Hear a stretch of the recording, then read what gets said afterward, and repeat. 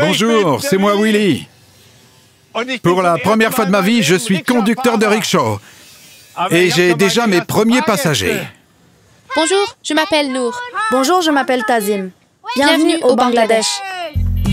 Pourquoi suis-je au Bangladesh? Je suis en route au nom des chanteurs à l'étoile. Dans ce pays, il y a beaucoup d'enfants qui doivent travailler. Et pour que cela change, les chanteurs à l'étoile peuvent faire bouger les choses au Bangladesh.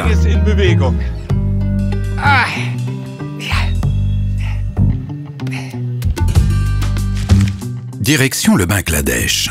Le pays se trouve à environ 7500 km de la Suisse. Le Bangladesh est environ 3,5 fois plus grand que la Suisse, mais compte près de 19 fois plus d'habitants. 171 millions de personnes vivent ici. Et j'aimerais ajouter tout de suite, la plupart des gens ici sont très chaleureux. Écoutez plutôt comment sonne leur langue.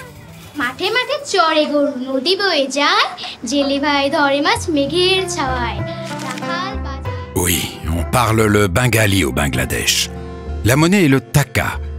La plupart des gens sont musulmans, mais il y a aussi beaucoup d'hindous et environ un demi-million de chrétiens. La cohabitation est généralement respectueuse. En fait, tout cela semble très beau, mais il y a aussi des problèmes au Bangladesh. Le travail des enfants est un problème majeur. Plus de 1,8 million d'enfants sont touchés. La pauvreté les oblige à travailler. Beaucoup travaillent dans la clandestinité en tant qu'aide domestique, mais aussi dans l'agriculture ou dans les usines. Bien que le travail des enfants soit officiellement interdit, je découvre des enfants qui travaillent dans de nombreux endroits. Je suis vraiment curieux d'arriver à cette petite usine où des enfants travaillent. Entre autres, Tazim. J'ai rendez-vous avec lui.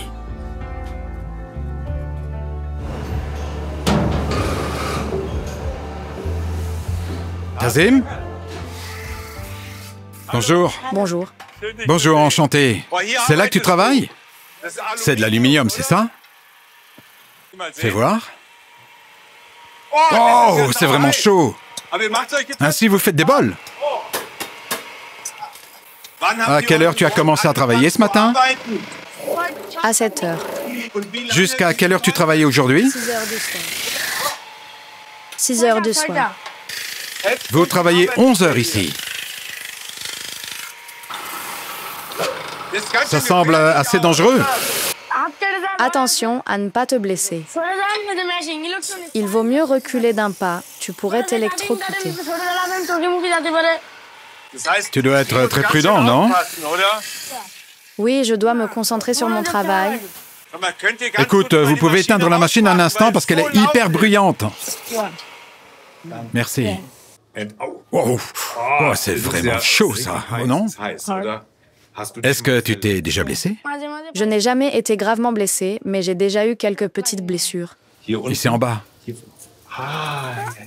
Fais attention à tes mains pour ne pas te couper. C'est vraiment tranchant. Hein? Tu te soucies de moi, mais moi, je me soucie de toi. Regarde, tu n'as même pas de chaussures. Tu es debout ici entre toutes ces boucles coupantes, à pieds nus. Je fais attention, je ne me coupe pas. La plupart du temps, je me tiens debout sur une tablette, donc je n'ai pas peur des coupures. Combien de bols vous fabriquez en une journée?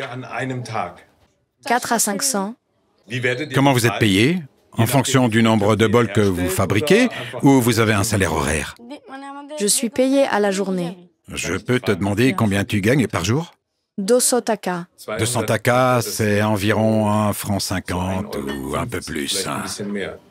Tu reçois cela pour 11 heures de travail par jour. 5-6 jours par semaine. Depuis combien d'années tu travailles ici? Depuis 2 ans. Qu'est-ce que tu faisais avant? J'étais à l'école. Jusqu'il y a 2 ans, Pourquoi tu n'as pas continué d'aller à l'école? mes parents avaient des problèmes de santé. Voilà pourquoi. Tu as passé assez de temps à l'école pour apprendre à lire et à écrire? Comme ci, comme ça, je sais un peu lire et je sais écrire mon nom. J'imagine que vous pensez comme moi. Aucun enfant ne devrait travailler comme Tazim. Cependant, la triste vérité est que de nombreux enfants dans notre monde sont impliqués dans le travail des enfants. Environ 138 millions. Normalement, les enfants devraient aller à la maternelle et à l'école et grandir protégés par leurs parents. Le travail des enfants existe parce qu'il y a de la pauvreté. Mais pourquoi la pauvreté existe-t-elle? Il y a différentes raisons. Par exemple, quand les parents sont malades et ne peuvent pas travailler. Ou lorsque les parents gagnent tout juste assez d'argent pour manger. Ou si l'un des parents est célibataire et gagne trop peu d'argent. Très souvent, les enfants doivent travailler dur. Les guerres peuvent également déclencher la pauvreté. Pensez aux gens dont les maisons sont détruites et qui fuient et n'ont donc pas de travail. Le changement climatique est également source de pauvreté, quand les inondations et les sécheresses détruisent les cultures. Et puis, il y a des politiciens qui ne font rien contre la pauvreté. Ce n'est pas normal que les richesses ne soient pas équitablement distribuées. C'est une grande injustice. Certains pays sont riches, beaucoup d'autres sont pauvres. C'est toujours la pauvreté qui pousse les enfants à travailler.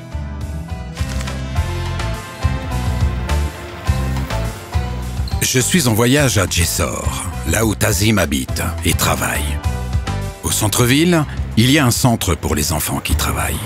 Il s'agit d'une fondation qui lutte contre le travail des enfants et qui est soutenue par les chanteurs à l'étoile. Abdur Rashid Khan Thakur en est le fondateur. Et parce que c'est assez compliqué à prononcer, la fondation ne porte que les premières lettres de ce nom, ARKT, et le F signifie fondation. Salut. Salut. Après le travail, beaucoup d'enfants viennent au centre ARKTF. S'ils ont encore suffisamment de force pour se concentrer, ils peuvent apprendre à écrire et à lire ici. Le travailleur social Rofikul et d'autres employés s'occupent d'eux. Comment la RKTF a trouvé tous ces enfants?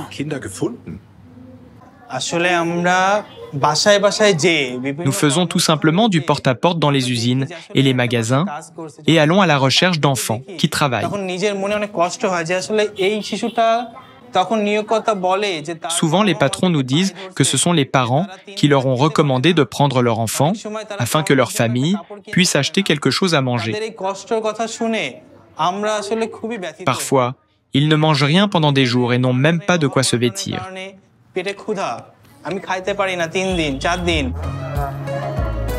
Vous connaissez déjà la fille qui a été libérée du travail des enfants par la RKTF. J'ai fait un tour en rickshaw avec elle, au début du film. Je m'appelle Nour et je suis en 6e. J'ai 12 ans et je vis ici avec ma mère et mon grand-père. Les collaborateurs de ARKTF m'ont permis de retourner à l'école l'année dernière, en 5e année. Auparavant, j'étais employée dans une fabrique de snacks. Grâce à ARKTF, l'ancien patron de Nour a compris que le travail des enfants n'est pas une bonne chose. Un jour, alors que la fabrique est déserte, nous allons faire un tour sur l'ancienne place de travail de Nour. Mon travail consistait à sortir le charbon chaud des fourneaux. Avec cette louche, j'ai dû amener le charbon du feu à l'extérieur pour qu'il se refroidisse. Si je n'étais pas concentrée, j'aurais pu facilement me blesser. Je me suis souvent coupée et brûlée. Durant 4 ans, Nour a dû travailler à l'usine, souvent 7 jours sur 7. Heureusement, un jour, ARKTF a frappé à la porte de la fabrique. Nour, qui était âgée de 11 ans, a tout de suite attiré l'attention de l'assistante sociale Shelby. Elle a agi rapidement et l'a fait sortir de l'usine. Après 4 ans sans école, Nour avait beaucoup de retard. Au centre ARKTF, elle a reçu des cours particuliers pendant des semaines. Nour a fourni un réel effort. Aujourd'hui, elle est une très bonne élève. J'adore pouvoir aller à l'école. C'est tellement génial. Je me suis fait beaucoup de nouvelles amies là-bas. Le lendemain, c'est vendredi. Au Bangladesh, ce jour a à peu près la même signification qu'un dimanche dans notre pays. Je rencontre Tazim. Il n'a pas besoin d'aller à l'usine aujourd'hui et il me guide à travers son quartier, jusqu'à un petit étang. Vraiment cool. Ouais, vraiment joli. Asseyons-nous.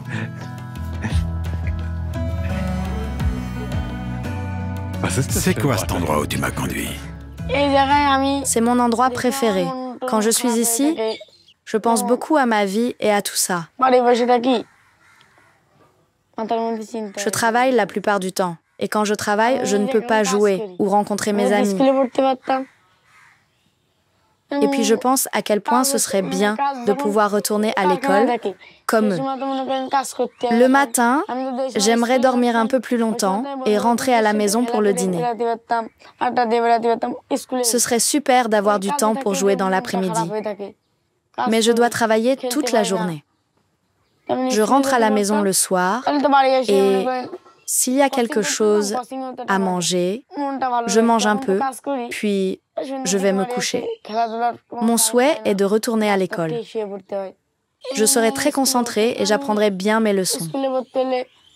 Et peut-être, si mes rêves deviennent réalité, je deviendrai un grand footballeur. Si jamais tu deviens un footballeur et que tu as beaucoup de succès, alors tu auras beaucoup d'argent. Qu'est-ce que tu ferais de tout l'argent que tu gagnes? Tout d'abord, je construirai une école avec l'argent.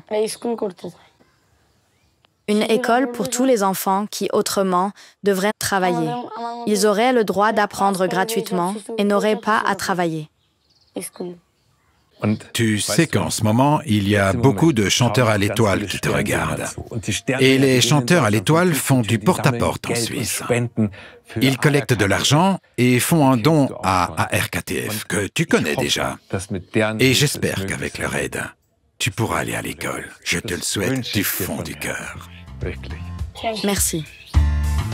Lors de mon voyage au Bangladesh, je n'arrêtais pas de me demander pourquoi il y a tant d'injustice dans le monde. Il y a tellement d'enfants qui travaillent ici. Tous ces enfants ne devraient-ils pas être suivis et protégés par les droits de l'enfant? Comme c'est bien que vous, chanteurs à l'étoile, existiez. Les dons que vous collectez aident à libérer les enfants pauvres d'un travail dangereux. Ils peuvent à nouveau aller à l'école et enfin jouer au lieu d'avoir à travailler. Les chanteurs à l'étoile rendent le monde plus juste. Le message que j'ai reçu récemment de Tazim en est une preuve solide. Bonjour Willy. Je retourne à l'école maintenant. Regarde, c'est mon uniforme d'écolier. Et c'est mon manuel. Et là, c'est mon école. Au revoir Willy.